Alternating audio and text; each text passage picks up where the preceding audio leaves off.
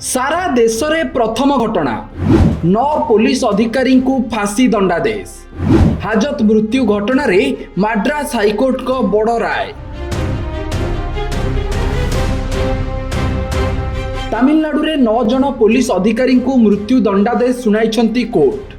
2020 मसीह बाप पुओं को पुलिस हेफाजत रे निर्यातना और हत्या मामला को नहीं कोर्ट एभली दंडादेश सुनाई। मद्रास हाईकोर्ट को मुदुराई बेंच एभली राय देइछंती। कोर्ट एभली मामला को विरलरू विरलतम घटना बोली दर्शाइछंती। एभली घटना को नृशंस कांड कहवा सह पदवीर अपव्यवहार बोली दर्शाइछंती कोर्ट।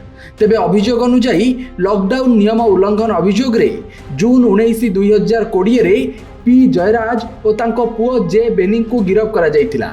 दुकान निर्धारित समय रे बंद करिनथिबा पुलिस अभियोग करथिले मध्य एहा परे मिथ्या साब्यस्त होइतिला। पुलिस उभय बाप पुओं को पचरा उचरा ना रे राति सारा हाजत भितर माड़ मारिथिला।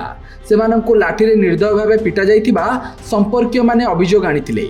जणे महिला कनेस्टेबल साक्ष्य देबा परे थानार बेंच रे रक्त छिटा मध्य मिलिथिला। एहा परे उभय बाप पुओं को न्यायिक हेफाजत को पठाई दिया जाइथिला। परे सेमानंकर मृत्यु होइथिला। ए घटनार तदंत भार राज्य सीआईडी को दिया जाइथिला। किंतु मद्रास हाईकोर्ट को निर्देश रे सीबीआई परे एही मामलार तदंत करथिला। सीबीआई 10 जन पुलिस कर्मचारी को सेतेबेले गिरफ्त करथिला, जेउमानंक मध्यरे जणे इन्स्पेक्टर, 2 जन सब इन्स्पेक्टर और अन्य माने कनेस्टेबल थिले। अभियुक्तंक उपरे प्रमाण नष्ट करिवार गंभीर धारा रे मामला रुजु होइतिला।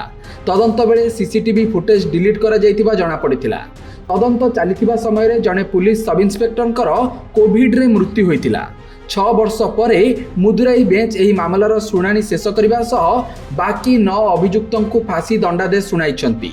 पुलिस अधिकारी को एभली फांसी दंड देश में प्रथम होइतिबा बेले एबे एहाकु नै सबुठी चर्चा चलिछि। Bureau report, Satyapath news.